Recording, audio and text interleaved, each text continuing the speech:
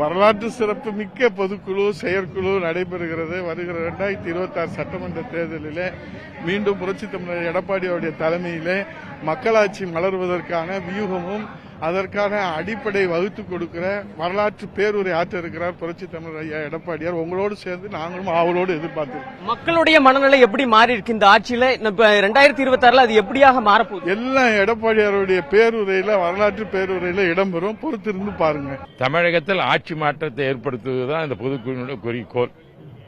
உங்களுக்கு தெரியும், 1924 இருந்து இதுவரையில் தமிழகத்தில் ஒரு கூட்டணி ஆட்சி என்பது கிடையாது.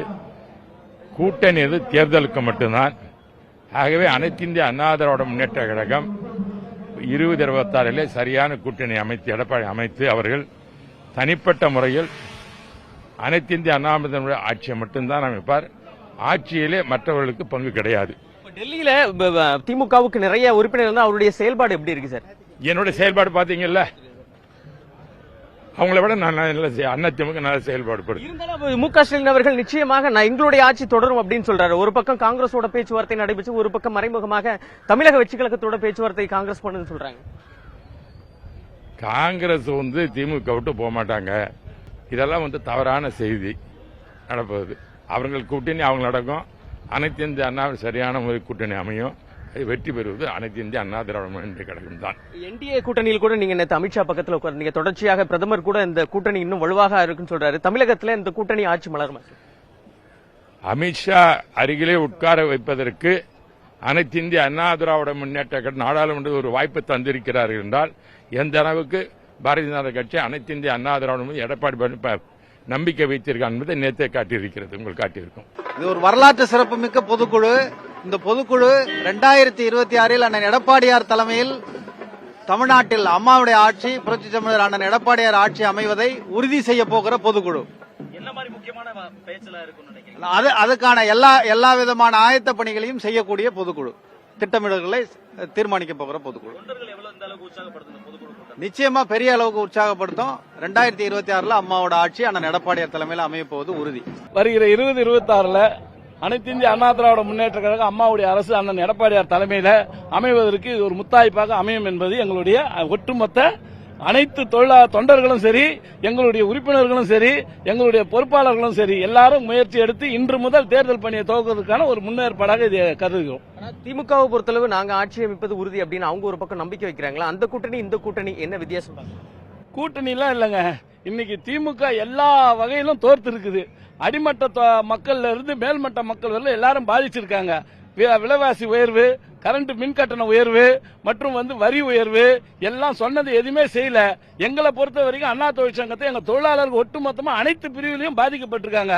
இது அடுத்த ஆட்சி மாற்றத்துக்காக ஒரு முன்னேற்பாடாக இருக்கிற வழி. ஆட்சி அதிமுகவோட ஆட்சி அண்ணன் எடப்பாடியார் தலைமையில வரும். அதுல எந்த மாற்றமும் இருக்காது. இடதுசாரிகளுடைய அந்த போராட்ட குணம் இந்த ஆட்சியில குறைஞ்சிருக்குன்னு பாக்குறீங்க? சுத்தமா ஜீரோ ஆயிடுச்சு. இந்த 5 ஆண்டுகள்ல அவங்க எந்த போராட்டமும் பண்ணல. 4 ஆண்டுகள்ல. ஆனா எங்களுடைய ஆட்சி இருக்கும்போது அண்ணன் எடப்பாடியார் அவர்களுடைய ஆட்சி நடந்துகிட்டு இருக்கும்போது 34,000 போராட்டங்களை எதிர்கொண்டார். தும்பனா போதும் ஒரு போராட்டம் பண்ணுவாங்க. ஆனா இன்னைக்கு எதைக்குமே போராட்டம் பண்ணாத ஒரு அமைப்பு இருக்குதுன்னு சொன்னா அது சிஐடிவி தான். அதிமுகவை சேர்ந்தவரும் நடிகையுமான கௌதமி அவர்கள் நம்மிடையே இணைந்திருக்கிறார். மேம், இன்றைய பொதுக்குழு கூட்டம் எவ்வளவு முக்கியத்துவம் வாய்ந்தது இந்த சட்டமன்ற தேர்தலுக்கு? ஒவ்வொரு பொதுக்குழுலையும் ஒரு முக்கியத்துவம் இருக்கும். தேர்தல் நோக்கி போயிட்டு இருக்கோம். இருக்கிற நிலவரம் உங்களுக்கு தெரியும், எல்லாருக்கும் தெரியும். ஸோ இந்த சூழ்நிலையில மிக முக்கியமான பொதுக்குழு கண்டிப்பாக சில ரொம்ப தேவையான ரொம்ப முக்கியமான தீர்ப்புகள், முடிவுகள், விஷயங்கள், விவரங்கள் இதுல தெரிய வரும். உங்களுக்கும் கட்சியில பொறுப்பு கொடுக்கப்பட்டிருக்கிறது. இந்த தேர்தலில் நீங்க எப்படி அணுக போறீங்க, எப்படி பணியாற்ற போறீங்க? கட்சிக்கு உங்கள் மூலமாக என்னுடைய பலன் எப்படி இருக்கு? தேர்தலில் மட்டும் இல்லைங்க, ஒரு பொறுப்பு வழங்கப்பட்ட பிறகு தினசரி பொறுப்புகள் தினசரி வேலைகள் சிலது இருக்கும், நம்மளுடைய கடமைகள். ஸோ அது நான் ஆரம்பத்திலிருந்து செஞ்சுக்கிட்டு தான் இருக்கேன், செஞ்சுட்டே போயிருப்பேன். ஒரே ஒரு கேள்வி, மக்கள் மனது இப்ப எப்படி இருக்கு? தமிழகம் ஒட்டுமொத்தமாக திமுக ஆட்சியிலிருந்து விடுதலை வேணும்.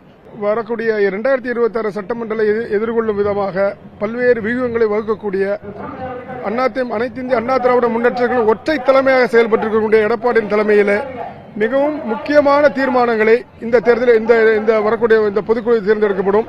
திருப்பரங்குன்றம் விஷயத்தில் திமுகவினுடைய சுயநலத்தோடு செயல்பட்டிருக்கக்கூடிய இந்த தமிழ்நாட்டை இரண்டாக்கக்கூடிய அந்த முக்கியமான விஷயங்கள் எல்லாம் தோலுரிக்கும் வகையிலும் இந்த சிறப்பு இந்த பொதுக்குழு நடக்கும். திமுகவினுடைய போலித்தனமான மதச்சார்பின்மையை துகிலிருக்கும் வகையில் இந்த தீர்மானம் இருக்கும். பல தீர்மானங்கள் இருக்கும். வரக்கூடிய 2026 வெற்றி பெறக்கூடிய அனைத்து வியூகங்கள் கூட்டணி கட்சியினுடைய கூட்டணிகளை தீர்மானிக்கக்கூடிய விஷயங்கள் அனைத்தும் எங்களது ஒரே தலைமையான மிகவும் ஆக்கப்பூர்வமாகவும் இரும்பு கரங்கள் உண்டு செயல்பட்டிருக்கக்கூடிய எடப்பாடியார் தலைமையிலே மிகவும் தீர்மானங்கள் ஏற்றப்படும். எனவே இது ஒரு வரலாற்று சிறப்புமிக்க பொதுக்குழுவாக இயங்கும். 1000 கே. செல்வகுமார், மாநில வழக்கறிஞர் பிரிவு துணைச் செயலர், அனைத்து இந்திய அண்ணா திராவிட முன்னேற்றக் கழகம். வரலாற்று சிறப்புமிக்க பொதுக்குழு, நிறைய எதிர்பார்ப்போட அடுத்த 2026 எடப்பாடியார் முதல்வர்.